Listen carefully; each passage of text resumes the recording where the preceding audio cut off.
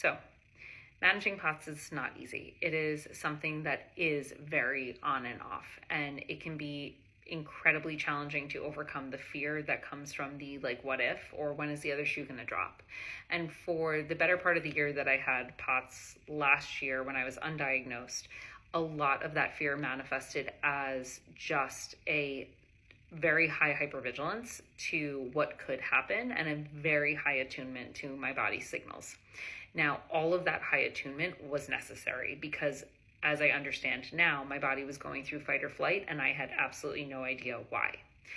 But the way that I conceptualize this, and I am not a doctor, this is not medical advice, everything that I'm about to say only has to do with my own body and my own mental state as I have experienced POTS thus far.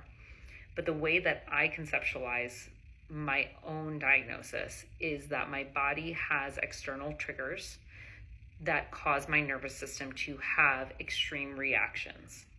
And when I do that, when I approach it from the neurological perspective, I also add in the fact that I am in complete control of my mental state and the psychological ways that I am impacted. And one of the things that I started doing was I started using positive affirmations to change my mental state when I was having minor fluctuations between larger episodes. And I started doing it because I noticed that if I tried to do something and I went in with the state of this is going to happen, and kind of that already fear response that I'm carrying from a physical level, chances are something would happen. When I started following the perspective of if it happens, I can handle it, my symptoms in situations that were very normal day to day, just walking around the block, or just standing for a okay-ish period of time, tended to ease. And the way that I started integrating that to a greater degree was I did a ton of self-belief work. So I have been doing the Heal Your Heart Challenge and Lost Girl Therapy for a while now. And one of the biggest things that I saw come out of it was how I talked about believing in myself. And when I started integrating positive self-belief, just affirming that I was in control, that I understood the signals my body was trying to tell me, I could comprehend the signals, and I knew how to get myself to safety. When I started integrating that into my day-to-day or just into my mental narrative as I was doing tasks, I was amazed to see that I could sustain doing things longer because my body wasn't having a nervous reaction. Now, this is not to say that this is entirely helpful, because when it comes to larger episodes where I've been triggered externally, like when I was at the restaurant the other night and all of a sudden I was just oh, okay, we are now completely overstimulated and we need to move into safety.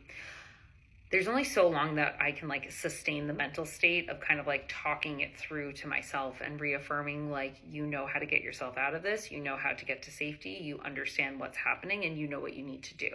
So in larger episodes, I haven't quite been able to crack the code, mainly because I think my body is just in such a state of overstimulation that we're already at the point where I just need to lay down.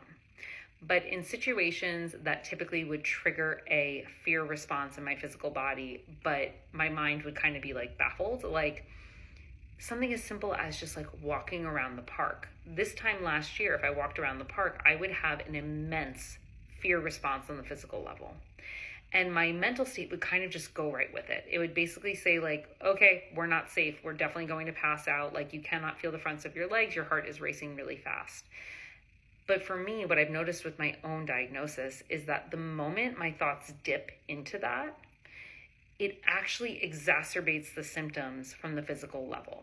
The symptoms are already happening. So it's not to say I do not want this to come across as an invalidation of the physical symptoms, because the physical symptoms are happening. But I just had no idea how much my own how deep the connection ran between my thought process and my physical body. And that's mainly because prior to having the diagnosis of POTS, if I had a thought oh, okay, I'm going to pass out, I would have a really wide gap between that thought and my physical body's reaction. It was almost as though my body was taking a moment to say are you sure? And that gave me time to identify, is this an anxious thought, or am I having this thought because my body's having a reaction? With POTS, for me, there is no time anymore. There's no gap between the thought and the physical reaction, or the physical reaction and the thought.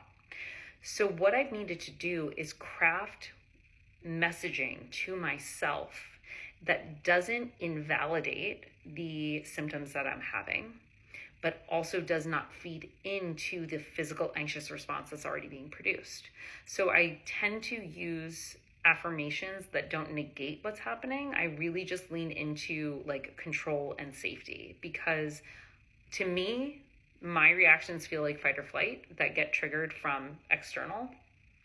And if that is the case, if my body isn't able to understand actual versus perceived threat on a nervous system level, then I need to utilize another part of me to switch how my body's reacting. And when I took that approach, when I put my mind in the driver's seat for the day-to-day, not the larger episodes, but just kind of those moments where I'm like, ooh, okay, are we good or are we not? I saw a drastic difference. I started using language like, I am safe, I can be in this situation, and I can tolerate X amount of time in it.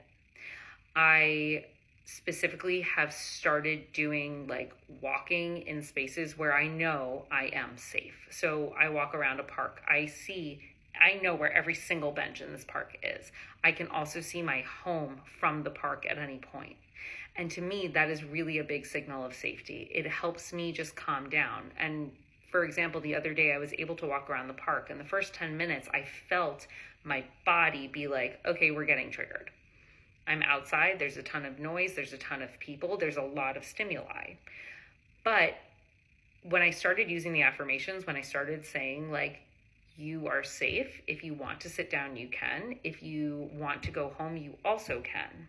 When I kind of took the pressure off from the mental side, what ended up happening is that I was able to continue walking. I was able to just do laps around this park for a half hour. But the very interesting thing that happened to me is that when I came home, then my body had a reaction. And I learned that I need to do these in shorter intervals. So if I'm going to stimulate my nervous system and I'm going to double down on I'm safe, the body's connection to the mind doesn't mean that they're always listening to each other.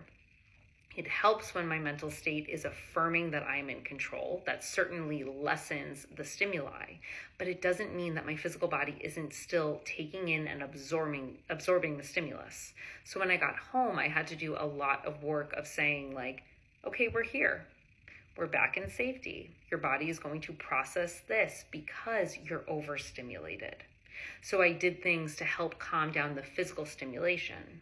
And I've started doing this more often than not over the course of the last month, and I have seen it have really positive effects on me. But like I said, this doesn't change the larger episodes, because again, the physical body for me is constantly getting triggered by stimuli, and that's something that is out of my control. But the one thing that I did that I wanted to make sure was that my own mind was not adding fuel to the fire when it came to a stimulus, because the moment I realized that my mind-body connection had lost that really integral kind of interval to say like, is this anxiety or are we actually in danger? Once that interval was gone, it's now up to me to make sure that I am constantly vigilant, that my mind is not cascading the effects of an already overstimulated nervous system.